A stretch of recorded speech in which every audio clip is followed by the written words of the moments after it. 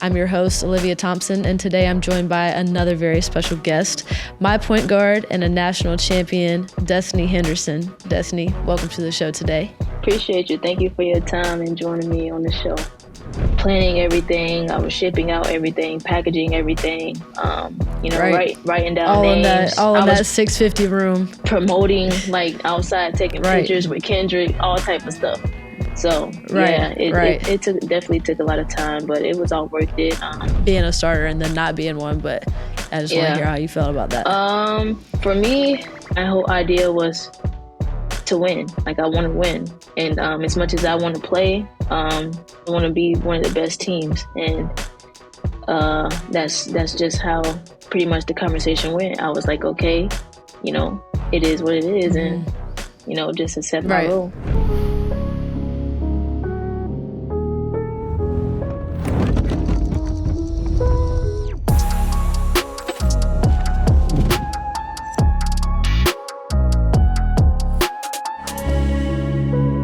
Hungry, Columbia? It's time to answer the call with Firehouse Subs. Swing by your local Firehouse Subs, where every bite supports first responders and every sub is packed with bold flavor. Try our hook and ladder loaded with smoked turkey and Virginia honey ham, or go big with the Firehouse Hero. Made hot, made fast, and made just for you, only at Firehouse Subs all around Columbia. Firehouse Subs, founded by firemen, fueled by flavor. Hello, and welcome back to another episode of the Coop, the show that celebrates the past and present, sung and unsung legends of USC athletics. I'm your host, Olivia Thompson, and today I'm joined by another very special guest, my point guard and a national champion, Destanni Henderson. Destanni, welcome to the show today. Appreciate you. Thank you for your time and joining me on the show. Man, yeah, absolutely. It's great to hear from you. We were just saying it's been a while since we talked, man. How you been doing? Yeah, I've been doing good, man. Really just trying to, stay consistent on and off the court, putting in work on the court, and main thing for me, staying healthy, improving my game, and just staying out the way, honestly. Yeah, absolutely. So you're in Arizona right now. How's that been treating you? Yeah, I like it here. It's cool. It's hot. It's always hot. Yeah. Summer's approaching, so it's gonna be hot at night, which is crazy. But I'm from Florida originally, so I'm used to the heat. But Arizona heat is a little different. That dry heat is different for sure. The desert, for sure. Yeah, but I like it out How's here. Zaria doing? Oh no, yeah, she sure. good. Yeah, no, she good. We've been hanging in there. We've been doing good. So yeah. That's awesome. So what sort of a phase would you say that you're in right now as far as basketball goes? Like this in-between time, you got finished with overseas a little bit ago, and now you're in Arizona. How would you label this phase that you're in? Label it. Honestly, I would just say rest definitely was needed. Come playing 8 months and then coming back home, I definitely needed rest because I didn't come back home this past season. I stayed overseas the whole entire time. Put in extra work, and I would just say for me it was just coming back home, staying healthy, and really just like being in the gym consistently, even in the weight room. I love the weight room still to this day. Always love the weight room. Yeah. So just making sure, I stay in shape, stay strong, and, just ready to get back on that court and waiting for my name to be called. Yeah, for sure. And like you said, you have always been very serious about the weight room. But I feel like I've noticed major changes in your physique since you've left college. What sort of changes did you make when you became a professional, and like the way you train, the way you eat, et cetera? Because I've seen you just kind of take off since you've become a pro. Yeah, I feel like being in the weight room is just as important as being on the court, because so much goes into our bodies, and just like even physical wise, like we need to make sure like we recover right, and we our legs are constantly moving, so making sure that certain muscles are being taken care of, and are staying strong, just to prevent injuries, and it's hard for female athletes, especially coming out of college, like the transition is so quick, and a lot of people get injured just because, their bodies are tired. But, thank God that I have the mindset to just be focused on that and make sure that I'm doing everything that I need to be doing, just to, be prepared as much as possible. Yeah, absolutely. I feel like for women, that's definitely like, especially for basketball players, that's a side that a lot of us dismiss just because like we're like, I just want to play basketball. Yeah. But like you said, being in the weight room, that is like one of the most key parts in preventing injuries and being strong out there. So yeah, you've always been very passionate about it. And I mean, you've had a for the most part, a very healthy career playing a lot of basketball. You've stayed pretty injury free. So I hope that continues for you. Appreciate you. You were talking about playing overseas, and you've spent the majority of your career in Turkey, right? Yeah. So these past two seasons, I've been in Turkey. Oh yeah. Yeah. What do you like it over there? It has its pros and cons. Yeah, obviously, like my first year, like I was just really skeptical about the whole thing, and not really knowing what to expect. Just hearing outsiders about what they experience and stuff like that. But you never really know what you get into until you get there. But I did go back for a second year, and there's a big difference compared from the first year to the second. Just different experiences that I experienced on a pro level and as an athlete. Just being treated a certain way, being paid on time, housing, living, like all that sort of stuff. So I can say that I walked away, much happier this past season than I did my first time. So that's good. Yeah, I had Destiny Littleton on the podcast a little bit ago, and she was talking about some of the stuff that she went through playing overseas. She was in some part of Europe. I don't remember where, but they would take like 7-hour bus rides to games and then 7 hours back immediately after, and just crazy stuff. So like, do you have any like experiences like that? My first year, we did take a couple of trips. I would say maybe like 4 games that we did take like 7-hour, 8-hour trips there and back to the games. But not so much my second time around. We pretty much flew everywhere we needed to go. And yeah, but my first year was crazy though. I ain't gonna lie. Really? My first year was crazy. Yeah. How so? Just like the like higher ups on the team, just kind of like how it was ran. Yeah, like, I would say just like the organization as a whole, just not being treated as a pro when it comes down to that. Like, yes, I'm there to play basketball, and yes, I'm there to win games and do all that good stuff. But at the end of the day, like, I'm also here to be paid on time and to be paid in general. Right. So, like, wow, yeah. Really? That's something you had to worry about? Yeah, that's crazy. Yeah, for sure. Yeah, man. I know Aaron got on some butt because of that. Yeah. But then it sucks because it's like, it's nothing you can like really do about it. You know what I'm saying? Right. It's nothing you can really do about it that much. And that's the thing that sucks, because it's like, us as athletes, I can only speak for myself. Like, I put so much time and effort into, you know what I'm saying, the games, and putting my body on the line to not even be paid. You know what I'm saying? So right, to not get nothing in return. Yeah, that's frustrating. That's frustrating, and you unfortunately hear about that a lot in overseas play. But for the most part, it's something a lot of people have to do. It's what the majority of WNBA players do. So it's just it's a part of the process. Something you go through. Right, for sure. But something cool about your last season overseas is that you got reunited with Zia. What was that like, playing with her for a little bit? That's pretty cool. It was definitely cool having her there. I want to say she like arrived like the last month or so. Month and a half she was out there, and it just felt like college all over again for a little bit, just having her on the court.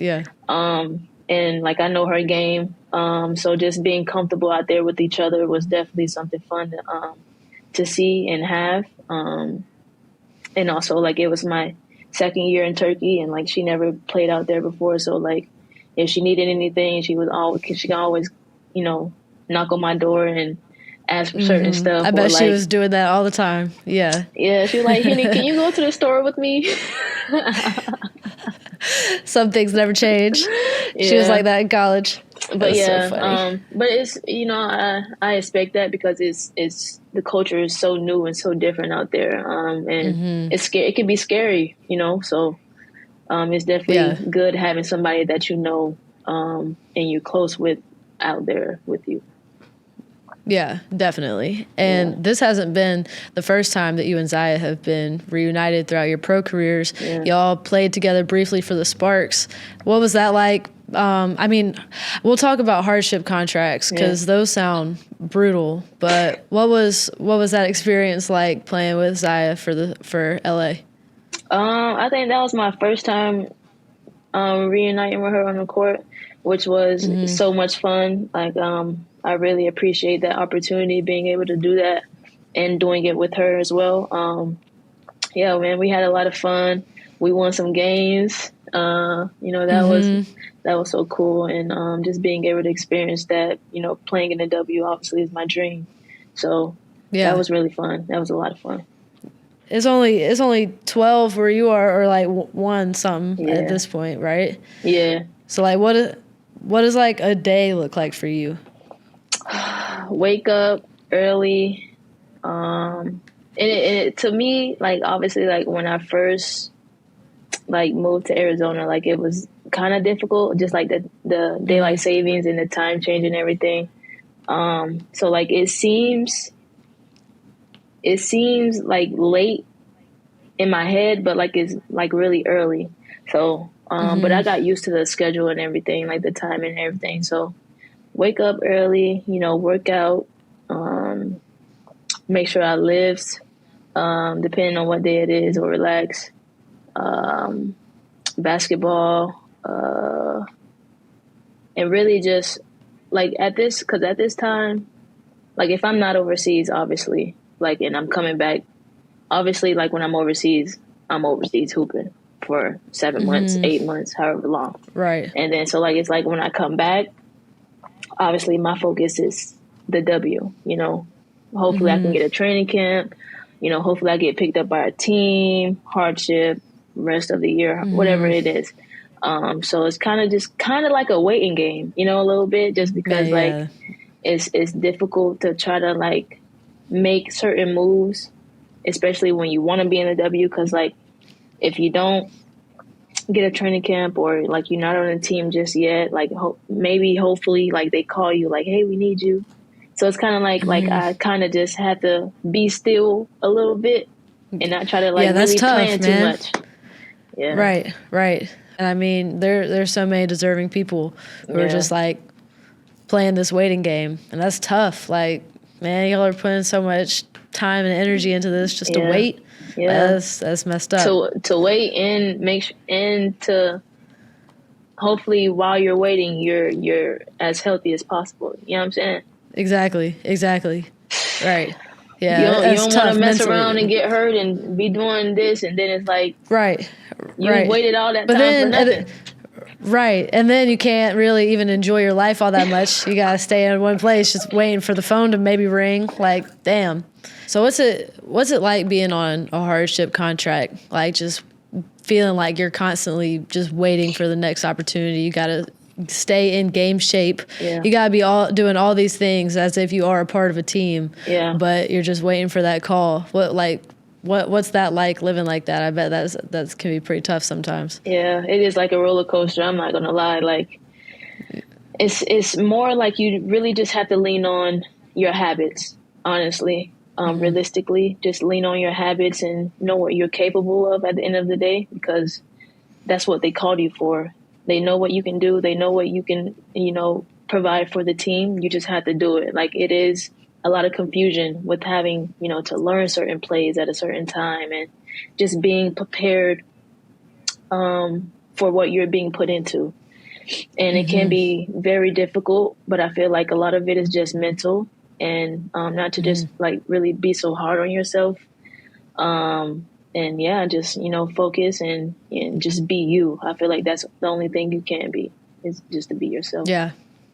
Absolutely. There's so many amazing basketball players out there who are in a position like you're in hardship contracts, and I mean, it's frustrating. Like you see the league expanding, and like you really just want them to expand roster sizes. You know, you want like those extra spots would really make a difference in a lot of people's lives. But yeah, I mean, you've always been very dedicated and mentally strong, and I think that that's something that Coach Staley really like prepares us for, is those unexpected moments throughout our careers, no matter what direction we go in, just like being disciplined throughout those moments. So yeah, for sure. I want to take it all the way back to the beginning, to when you first started playing basketball in Fort Myers, Florida. Okay. How did you get introduced to basketball? It all just really started with me like just playing with my uncles. All the boys around in the neighborhood, really. I've always been kind of like a tomboy. So I've always been into sports, riding bikes up the ramps and all type of stuff. So it really just started just me playing, with my uncles and my stepdad, playing football, just being physical, and just being always out the house doing something regarding sports. So that's where it really started. And then I remember my mom got me my first basketball goal for Christmas one year. And like ever since she got me that basketball goal, like that's when like my mindset like really shifted and really like wanted to play basketball even more. So yeah. That's awesome. How old were you then when you became more refined in the basketball direction? When I really started taking it serious, I was around 11 or 12. My mom put me in like my first basketball club, to like actually learn how to play, because when I first started playing, she put me in YMCA when I was 5 or 6 years old, but I only did it for 1 year, and then I never did it again after that until. So you had like a gap? You had a big gap. Yeah. That's crazy. Yeah. So I started YMCA when I was like 5 or 6, and then redid it again when I was like 11 or 12 for my first like AAU team. That's pretty funny. Pretty funny. So from there, you ended up at Fort Myers High School. When was it that you kind of realized that you were better than people? Or was it before then? Was it around middle school age, like when you were 11 or 12, where you're like, okay, I'm better than my peers? Well, you know me, Liv. I've always been humble, but no, this is not the place to be humble, Hitty. But I can't say like I got my first offer in the 8th grade from Dawn Staley. She was my first ever offer. Are you serious? 8th grade. Yeah. That's like, awesome. My AAU team and a few of the parents. We were like, when we went to AAU, we would also like travel and like go to different colleges, like what was around where we were at. So we visited South Carolina, and like she pulled me to the side, and one of my close friends' parents was there with me, and like she offered me, and like after that, like I went to like do my research, like who was Dawn Staley, right? Who is this lady? And like who is this? Like, what is USC and right?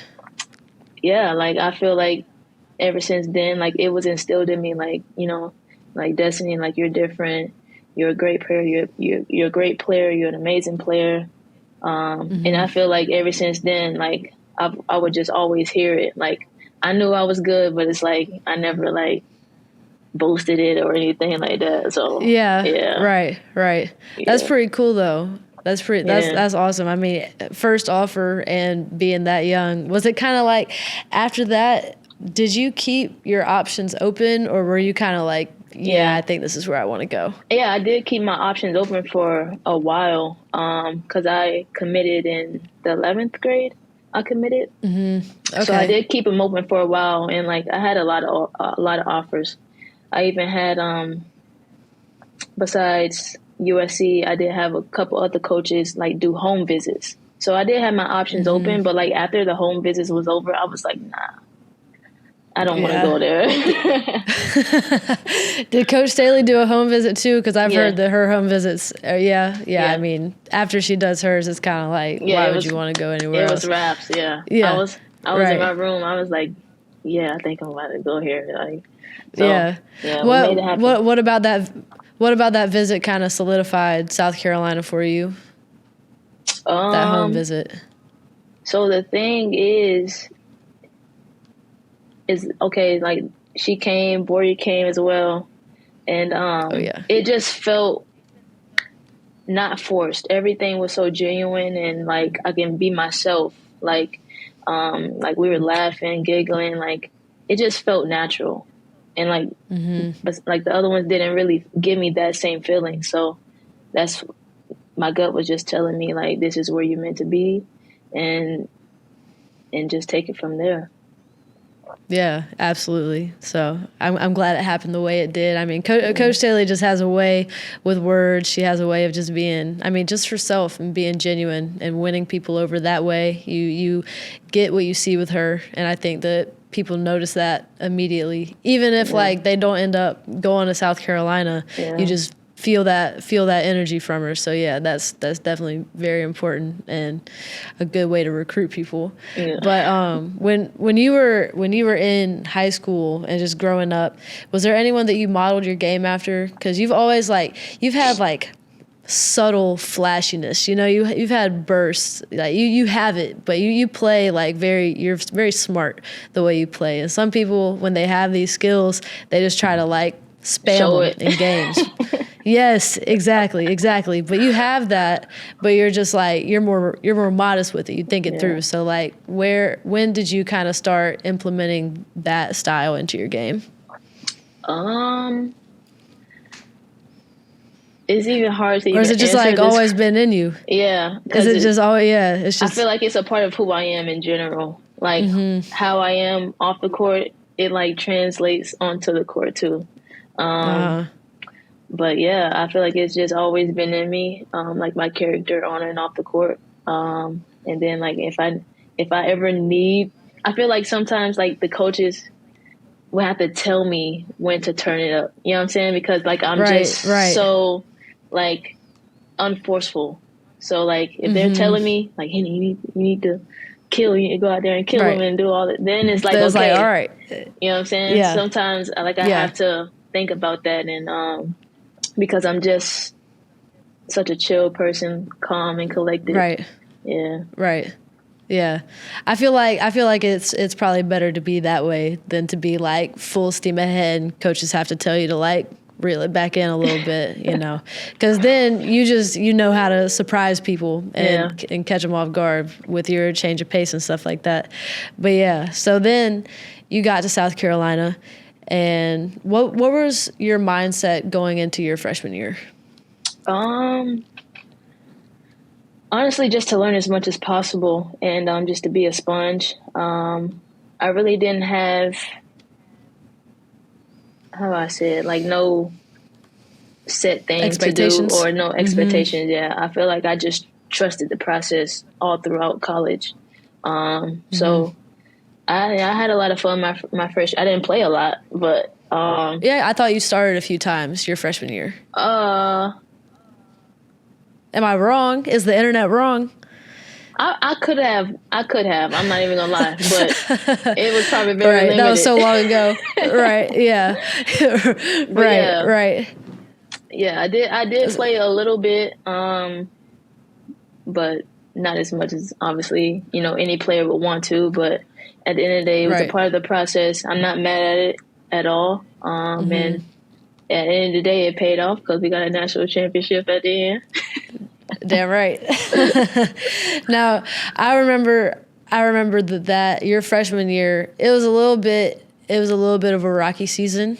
And when it ended, Coach Staley kind of pulled you, V, and E to the side, and they were like, yo, like, don't worry, next year's going to be different. Like they're constantly, and they were doing that. They were reassuring you guys throughout the season too.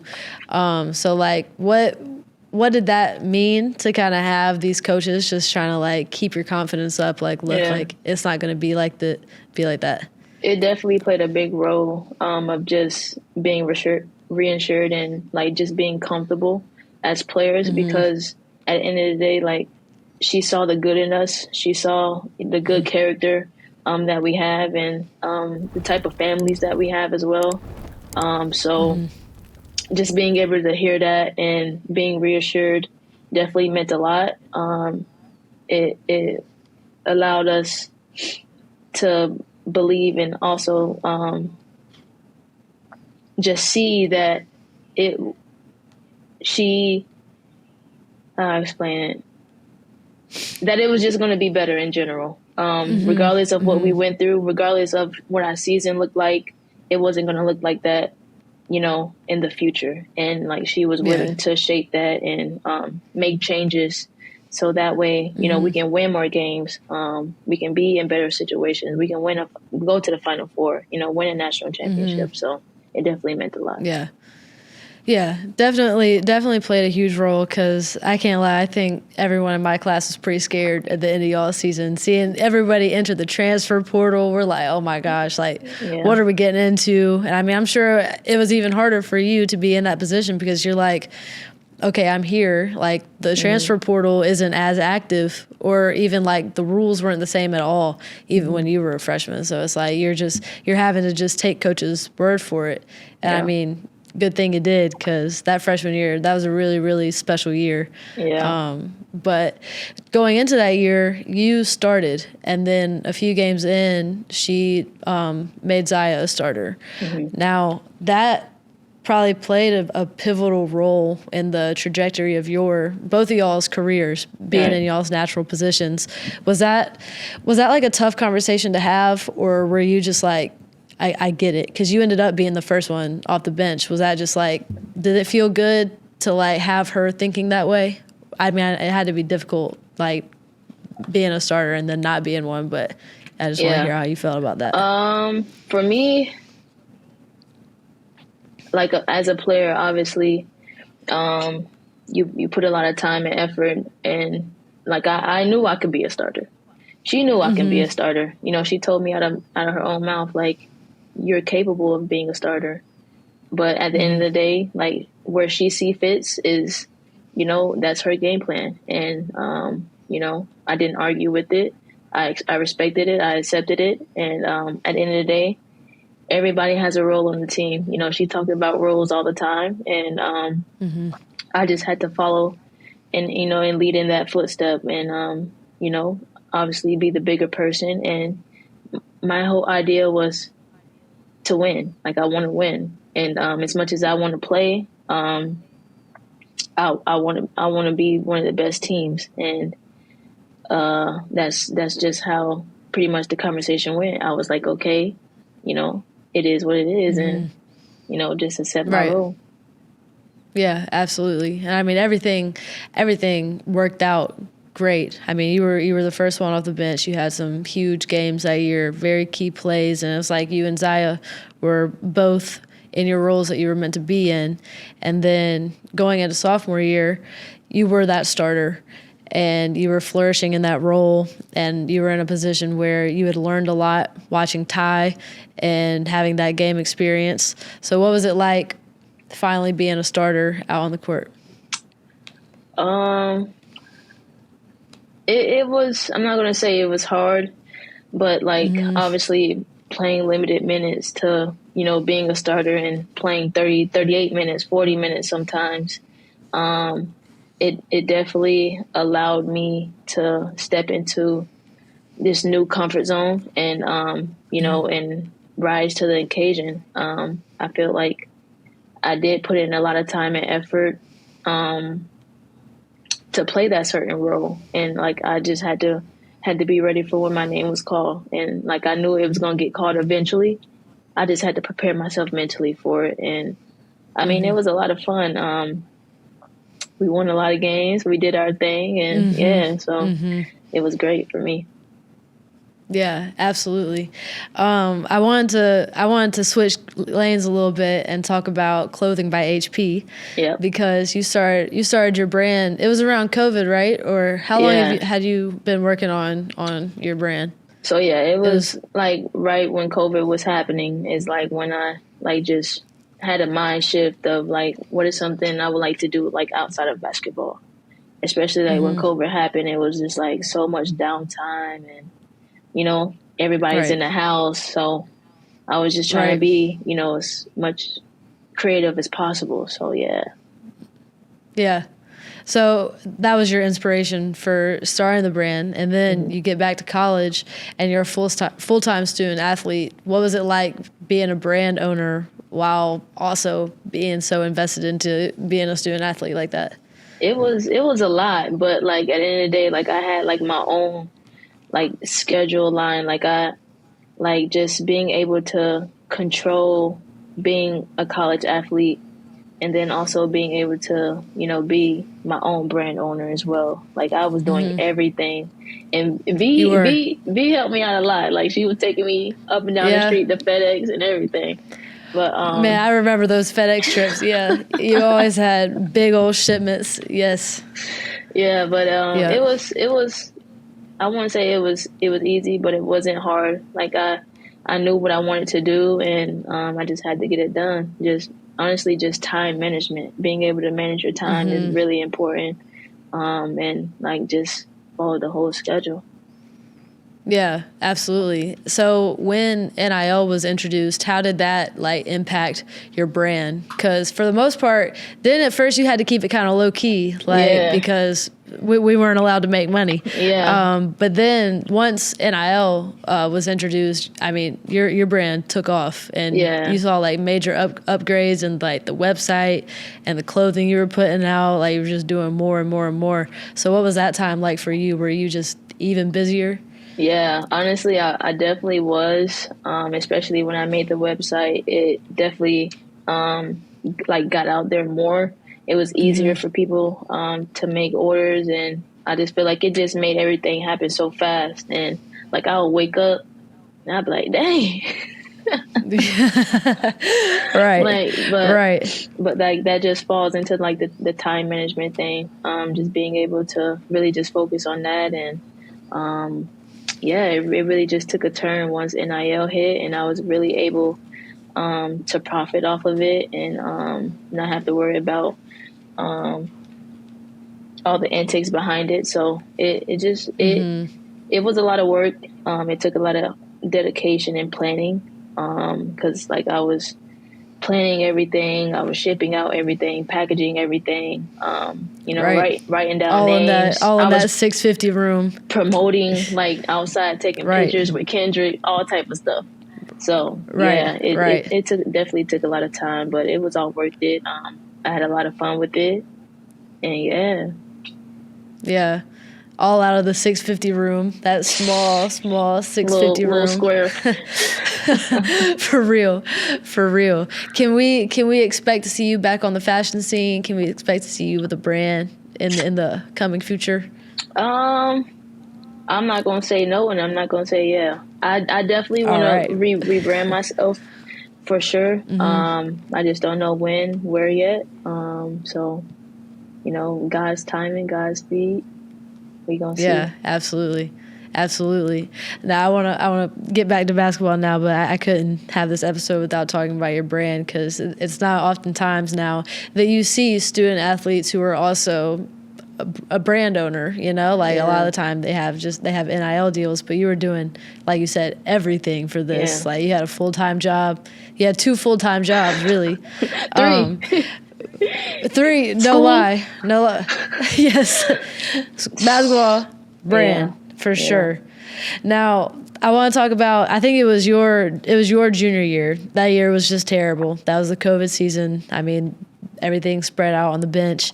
Then we get to San Antonio, and San Antonio was just terrible. So normally when we get to this part of the show, I just kind of try to like skate over that. Yeah, we can not talk about that a little bit, but it brings me to your senior season. So we lose to Stanford in the Final Four, and then we turn around. We probably have and then we probably have our toughest schedule your senior year. I mean, we were playing teams like LSU, Duke, NC State, Stanford, UConn. everybody. That was a crazy year. I mean, it all happened in the beginning of our season. So what was your mindset going into your final year? I mean, you're hungry for a national championship. We've been right there all 3 years before, really, or 2 years. So what was your mindset going into that year? Just to be better than before, honestly, and to not leave without a championship. I feel like that Final Four game kind of left a lot of people sour, especially, like, I still be thinking about it to this day. Like, we lose by 1 point, and then the two teams who made it to the championship, lost by 1 point. So, like, the game could have went either way. It could have went either way. Definitely. But they still cheated us. They cheated us out of that game, though. We're not going to talk about that, though. For sure. That kickball. Yeah. But it's all right. It's all right. We got our lick back. Yeah. But definitely did. Yeah, just going into my senior year was all about just being better than before and really just stepping up and rising up to the occasion. Just playing every game like it was our last game, and trying to go undefeated, trying to get the SEC championship and just everything after that. So it was definitely a tough schedule, but I feel like that's why, coach do that type of stuff, is to see what we're made of at the beginning of the season rather than waiting towards the end. And, when stuff hits the fan, we're not really prepared for it. So it was a lot of fun, having a tough schedule at the beginning and just seeing what we're really just made of at the end of the day. Yeah, that was a really fun beginning of the season that year. And then, unfortunately, a little bit into that season, you tore your hamstring. Yeah. And so that was a setback that was terrible, really. And I mean, we made it out, and your recovery went well. And I think, was it your first game back that we actually played Stanford at home? Yeah. Yeah. And you shined the brightest when the lights were the brightest, and that game was crazy because we were down. Was it like 20 that we were points that we were down? Seemed like at home? 30. Man, it was something crazy for real. Yeah, it was crazy. It was embarrassing. And it was.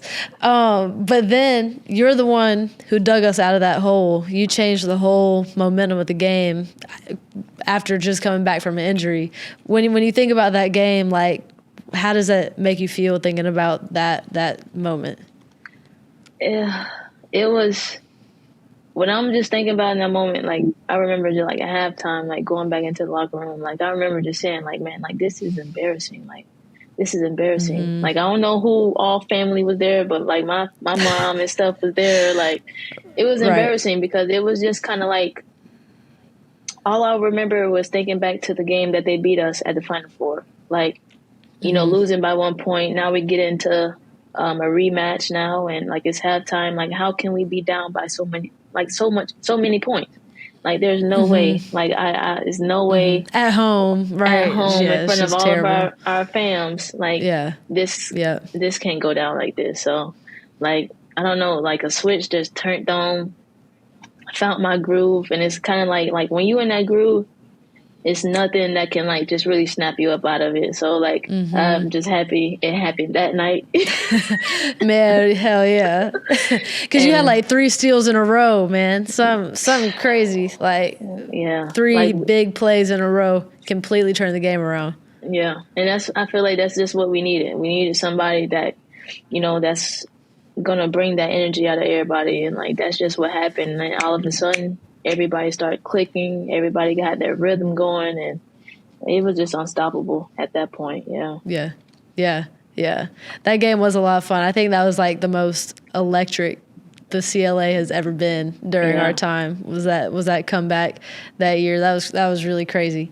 Yeah. And then, I mean, you continue to have really big games and moments throughout the rest of that season, and it culminated with you having your career high in the national championship game. What was it like for you to, like, when you hit your first shot during that game, did you know that it was on? I just was feeling it. I ain't gonna lie. When I hit that first shot, Yeah. I was feeling it before the game. Not gonna lie. Not to take it out on Stanford, but when UConn beat Stanford, I was happy. Man, I swear to God. I swear to God. We were watching that game in the stands, and we're all just like kind of looking at each other like, yeah, all right. It's But on yeah, now. yeah, it definitely. I was definitely comfortable, not because like we already beat that team, but like it was more just like, okay, like we know their style of play. We played them early on at the beginning of the season when we were at the Bahamas. So it was just like, let's go out there, be ourselves, and and show them what we made of, and like just put the team to rest. So once I hit Yeah, my first shot, absolutely. it was just the rim was this big. Over with. Yep. It was over with. Yeah, you almost 30-pieced them. That was such a fun game to just watch you feel. You look so free, just like you talked about. Like you just the rim was that big. But what a perfect way to end your college career after everything you had been through your 4 seasons. So that was awesome. Yeah. That was really awesome. Yeah, that time was fun, man. I'm not gonna lie. Like, just thinking about it now, like, even like after the game was over with, like, just the bond and everything that everybody had with each other. Like, I still to this day think it was the best time of our lives. Like, it was so much fun. Oh my gosh. Yeah. It truly was. It truly was. And then coming back, celebrating with everybody. It was amazing. And then you turned around and went right to the draft. It's crazy. Yeah. It's like you barely get time to even celebrate it. Yeah. It's crazy how fast it turns around.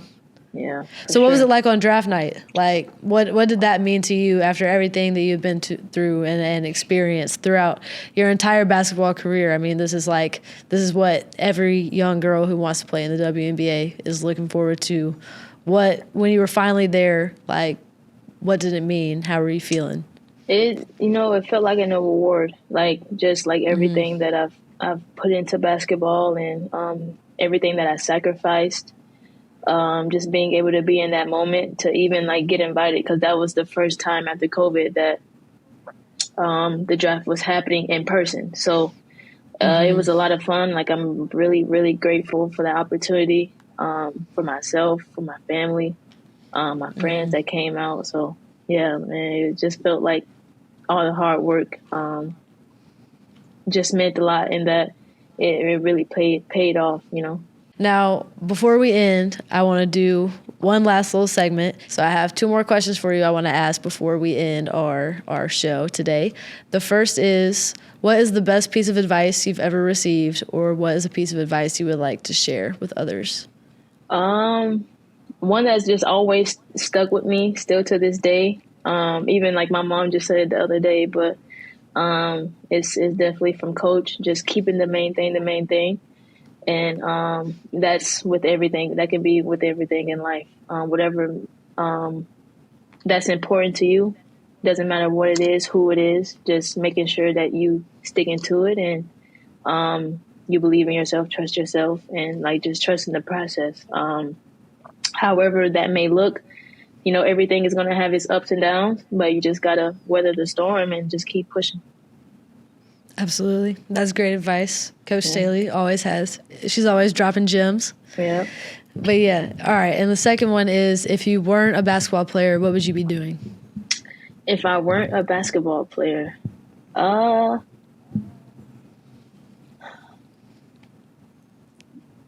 that's a tough one, because I can see myself doing a couple things. I can see myself name them. You don't. I can see myself coaching basketball. I can see myself being a weight trainer. I can see myself. I could definitely see you doing that. Yeah. I can see myself. Would you want to? Go ahead. No, go ahead. Go ahead. You go ahead. Okay. I was gonna say, would you want to do it at a university, or like, would you want to just be like a personal trainer?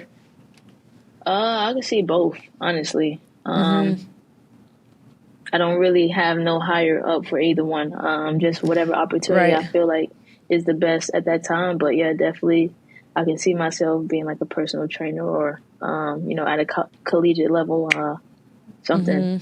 We'll see. What else? For sure.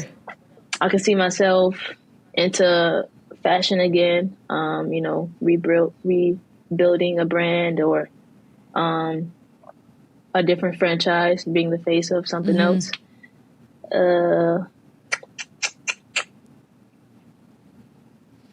What else? I feel like that's about it at the moment. I don't know. I feel like I could be a jack of all trades. Like I'm not really like a one person thing. I feel like I can